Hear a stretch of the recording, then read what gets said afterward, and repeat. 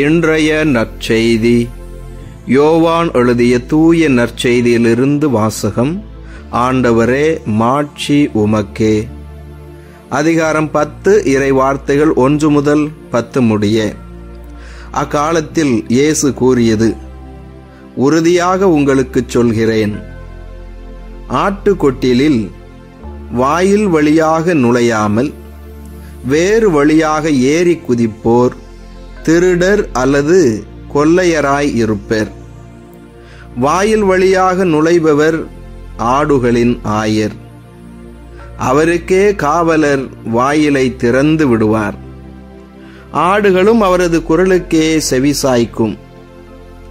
அவர் தம்முடைய சொந்த ஆடுகளை பெயர் சொல்லி கூப்பிட்டு வெளியே கூட்டிச் செல்வார். தம்முடைய சொந்த ஆடுகள் அனைத்தையும் வெளியே ஓட்டி வந்த பின் அவர் அவற்றிற்கு முன் செல்வார். ஆடுகளும் அவரை பின்தொடரும், ஏனெனில் அவரது குரல் அவற்றுக்கு தெரியும். அறியாத ஒருவரை அவை பின்தொடரா. அவரை விட்டு அவை ஓடி போகும், ஏனெனில் அவரது குரல் அவற்றுக்கு தெரியாது. இயேசு அவர்களிடம் ஓமையாக இவ்வாறு சொன்னார். ஆனால் அவர் சொன்னதை அவர்கள் புரிந்து கொள்ளவில்லை. மீண்டும் இயேசு கூறியது: உறுதியாக உங்களுக்கு சொல்கிறேன், ஆடுகளுக்கு வாயில் நானே. எனக்கு முன் வந்தவர் அனைவரும் திருடரும் கொள்ளையருமே. அவர்களுக்கு ஆடுகள் செவிசாய்க்கவில்லை. நானே வாயில். என் வழியாக நுழைவோருக்கு ஆபத்து இல்லை. அவர்கள் உள்ளே போவர், வெளியே வருவர், மேய்ச்சல் நிலத்தை கண்டுகொள்வர். திருடுவதற்கும் கொல்வதற்கும் அழிப்பதற்கும் அன்றி திருடர் வேறெதற்கும் வருவதில்லை. ஆனால் நான் ஆடுகள் வாழ்வை பெறும்பொருட்டு, அதுவும் நிறைவாக பெறும்பொருட்டு வந்துள்ளேன். ஆண்டவரின் அருள்வாக்கு. கிறிஸ்துவே, உமக்கு புகழ். என் ஆண்டவர் இயேசுவில் அன்பார்ந்த சகோதர சகோதரிகளே, உங்கள் அனைவரையும் உயிர்த்த நம் ஆண்டவர் இயேசு கிறிஸ்துவின் பெயரிலே அன்போடு வாழ்த்துகின்றேன். உங்கள் அனைவருக்காகவும் நான் திருப்பலி ஒப்பு கொடுத்து சிறப்பாக ஜெபம் செய்கிறேன். இன்றைய நற்செய்தி வாசகத்திலே பார்க்கிறோம், ஆண்டவர் இயேசு கிறிஸ்து சொல்லுகிறார்: ஆடுகளுக்கு வாயில் நானே. ஆடுகள் தங்களுடைய கொட்டிலுக்குள் வர வேண்டும் என்று சொன்னால் இந்த வாயிலின் வழியாகத்தான் வர வேண்டும். ஆண்டவர் இயேசு கிறிஸ்து அதனுடைய ஒரு நுழை வாயிலாக இருக்கிறார். அன்பிற்குரியவர்களே, எனவேதான் நாம் ஜெபம் செய்கிற பொழுது கூட எங்கள் ஆண்டவராகிய கிறிஸ்து வழியாக நாங்கள் மன்றாடுகிறோம் என்று சொல்லுகிறோம். இயேசுவின் வழியாக நாம் தந்தையிடத்திலே மன்றாடுகிறோம். அன்பிற்குரியவர்களே, ஆண்டவர் இயேசு கிறிஸ்து நல்ல ஆயனாக இருக்கிறார். நமக்காக பலியாக கூடிய ஆடாக, செம்மறியாக இருக்கிறார். ஆட்டு கொட்டிலின் வாயிலாகவும் இருக்கிறார். அவரே குருவாகவும், அவரே பலி பீடமாகவும், அவரே பலி பொருளாகவும் இருக்கிறார். அன்பிற்குரியவர்களே, இந்த இயேசுவை விட்டுவிட்டு நீங்கள் யாரை பின்பற்றுகிறீர்கள்?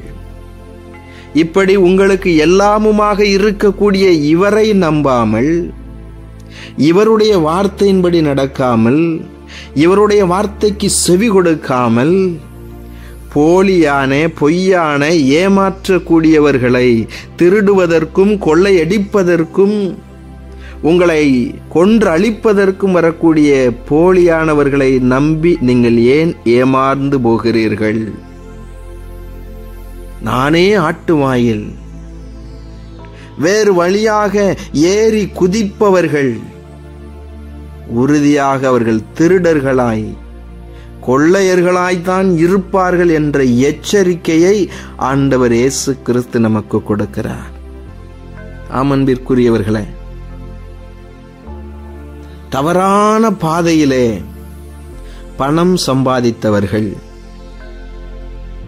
அந்த பணத்தை வைத்து என்ன வேண்டுமானாலும் செய்யலாம், இந்த உலகத்திலே நீதியை கூட விலைக்கு வாங்கிவிடலாம் என்று நினைக்கக்கூடிய, செயல்படுத்தக்கூடிய இந்த சமூகத்திலே நாம் யாரை நம்புகிறோம்? நாம் யாருக்கு மதிப்பு கொடுக்கிறோம்? நாம் யாருக்கு செவி சாய்க்கிறோம்? இதோ ஆண்டவர் இயேசு கிறிஸ்து, அவரே உண்மையான ஆட்டு கொட்டிலின் வாயிலாக இருக்கிறார். அவர் வழியாக நாம் நுழைய வேண்டும். அவருடைய வார்த்தையின்படி நாம் நடக்க வேண்டும். அவருடைய பாதையிலே நாம் பயணிக்க வேண்டும். அவர் நமக்கு கதவுகளை திறந்து வைத்து நமக்காய் காத்து கொண்டிருக்கிறார். அவருடைய குரல் நமக்கு தெரியவில்லையே. எது நம் ஆண்டவரின் குரல் என்று நமக்கு தெரியவில்லை. எனவேதான் நாம் போலியானவற்றை கண்டு ஏமாந்து போய்விடுகிறோம். ஏமாற்று பேர்வழியிடம் நாம் நம்மையே அடமானம் வைத்து விடுகிறோம். என் அன்பிற்குரியவர்களே, திருடுவதற்கும் கொள்ளையடிப்பதற்கும் நம்மை ஏமாற்றுவதற்கும் இந்த உலகத்திலே ஏராளமானோர் நம்மை சுற்றி இருக்கக்கூடும். நாம் எச்சரிக்கையாயிருப்போம், விழிப்போடு இருப்போம். கடவுள் நமக்கு ஞானத்தை, அறிவை கொடுத்திருக்கிறார்.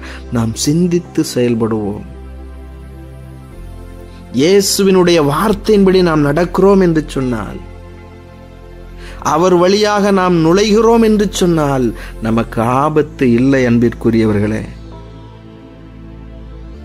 மடியிலே கணம் இல்லை என்று சொன்னால் வழியிலே பயம் தேவையில்லை என்று சொல்லுவார்கள். அன்பிற்குரியவர்களே, நாம் திருடவில்லை, நாம் யாரையும் ஏமாற்றவில்லை என்று சொன்னால் நமக்கு பயம் என்பதே இருக்காது. நாம் துணிவோடு எதையும் செய்ய முடியும். ஆண்டவர் இயேசு கிறிஸ்து இப்படிதான் துணிவோடு சிலுவை மரணத்தை கூட ஏற்றுக்கொண்டார். எனவே ஆடுகளுக்கு வாயிலாக இருக்கக்கூடிய, நல்ல ஆயனாக இருக்கக்கூடிய, ஆடாக இருக்கக்கூடிய நம் ஆண்டவர் இயேசுவை, ஒப்பற்ற செல்வமாகிய அவரை நாம் பின்பற்றுவோம். அவருடைய பாதையிலே நாம் பயணிப்போம். நிச்சயமாக நமக்கு ஆபத்து இருக்காது. அவர் நம்மை பார்த்து கொள்ளுவார். இதுவரை நாம் ஒருவேளை தவறான பாதையிலே பயணித்திருக்கலாம். தவறான மனிதர்களை நம்பி இருக்கலாம், ஏமாந்து போயிருக்கலாம். இன்று மனம் மாறுவோம். என் அன்பிற்குரியவர்களே, ஆண்டவர் இரு கரத்தையும் விரித்தவராய் நம்மை அழைக்கிறார். என் அன்பு மகளே, என் அன்பு மகளே, என் வழியாய் என்னுடைய வார்த்தையின்படி வாருங்கள் என்று சொல்லி, அவருடைய வார்த்தையின்படி இயேசுவின் வழியாய் நாம் இந்த வாழ்க்கையை வாழ்ந்து காண்பிப்போம். நிச்சயமாக அவருடைய அருளும் ஆசீர்வாதமும் எந்நாளும் நம்மை தொடர்ந்து வரும். இயேசுவுக்கே புகழ், மரியே வாழ்க. மன்றாடுவோமாக. ஆடுகளுக்கு வாயில் நானே என்று சொன்ன ஆண்டவரே இயேசுவே, உம்மை போற்றி புகழ்ந்து உம்மை ஆராதிக்கிறோம். உமக்கு நன்றி செலுத்துகிறோம். இந்த புதிய நாளை நீர் எங்களுக்கு கொடுத்ததற்காக நன்றி ஆண்டவரே. இந்த நாளிலும் நீரே எங்களுக்கு உதவி செய்ய விரைந்து வாரும். எங்களோடு தங்கும், எங்களை ஆசீர்வதியும் ஆண்டவரே. இந்த நாளிலும் தங்களுடைய திருமண நாளை, பிறந்த நாளை கொண்டாடக்கூடிய பிள்ளைகளையும், இன்னும் எங்களிடத்தில் ஜெப உதவி கேட்டிருப்பவர்களையும் ஒப்பு கொடுத்து ஜெபிக்கிறோம். நீரே இவர்கள் ஒவ்வொருவரையும் ஆசீர்வதிப்பீராக ஆண்டவரே. இதோ இந்த நாளிலே நீர் சொன்னது போல நீரே வாயில் உம் வழியாகவே நாங்கள் எல்லாவற்றையும் செய்யும்படியான அருளை, ஆசீர்வாதத்தை தருவீராக. பல நேரங்களிலே நாங்கள் போலியானவர்களை, தீமை செய்யக்கூடியவர்களை நம்பி ஏமாந்து போயிருக்கிறோம். எங்களை மன்னியும் ஆண்டவரே. இனி வரக்கூடிய நாட்களில் நாங்கள் ஞானத்தோடு செயல்படும்படியாய், உமக்கு உகந்த பிள்ளைகளாய், உம்முடைய வார்த்தையின்படியே வாழ்ந்து காட்டும்படியாய் நீர் ஆசீர்வதித்தருளும். இதோ அந்த நாளிலும் ஒவ்வொரு குடும்பத்தையும் ஒப்பு கொடுக்கிறேன் ஆண்டவரே. இதோ குடும்பங்களிலே இருக்கக்கூடிய சண்டைகள், பிரச்சனைகள், கடன் தொல்லைகள், குடி நோய்கள் எல்லாவற்றிலும் இருந்தும் ஆண்டவரே இந்த பிள்ளைகளுக்கு நீர் விடுதலையை தாரும். இந்த குடும்பத்திலே சமாதானம் என்னாலும் தங்கி இருக்க செய்தருளும். இந்த எத்தனையோ நபர்கள் வெளியில் சொல்ல முடியாத வேதனைகளோடு ஆண்டவர் என்னை வழிநடத்துவார் என்ற நம்பிக்கையோடு காத்திருக்கிறார்கள். ஆண்டவரே இந்த பிள்ளைகளை, இவர்களுடைய வேண்டுதலை கேட்டு நீர் கைவிட்டு விடாதீரும் ஆண்டவரே. இவர்களை ஆசீர்வதித்தருளும். இன்னும் சிறப்பாக மருத்துவமனைகளிலும் இல்லங்களிலும் நோய்வாய்ப்பட்டு சிகிச்சை பெற்று கொண்டிருக்கக்கூடிய பிள்ளைகளை இன்றே நீர் தொட்டு குணப்படுத்தும் ஆண்டவரே. திருமண காரியங்களுக்காகவும், குழந்தை செல்வத்திற்காகவும், வேலை வாய்ப்பிற்காகவும் ஜெபிக்கக்கூடிய பிள்ளைகளை எல்லாம் ஆசீர்வதியும் ஆண்டவரே. இவர்களை இன்றே நீர் வழி நடத்துவீராக. எங்கள் மத்தியிலே வாழ்ந்து மரித்த ஆன்மாக்கள், குறிப்பாக உத்தரிக்க நிலையில இருக்கக்கூடிய ஆன்மாக்களுக்காய் ஜெபிக்கிறோம் ஆண்டவரே. இந்த ஆன்மாக்களுக்கு நீரே உம்முடைய விண்ணக பேரின்ப வீட்டிலே இடம் கொடுத்தருளும். இந்த நாளிலும் நாங்கள் மேற்கொள்ளக்கூடிய பயணங்களில் எந்த விபத்தும், எந்த தீய சக்தியும் எங்களை நெருங்காதபடியாய் பாதுகாத்தருளும் ஆண்டவரே. என்னாலும் நாங்கள் உமக்கு உகந்த பிள்ளைகளாய் இருக்க வேண்டும்.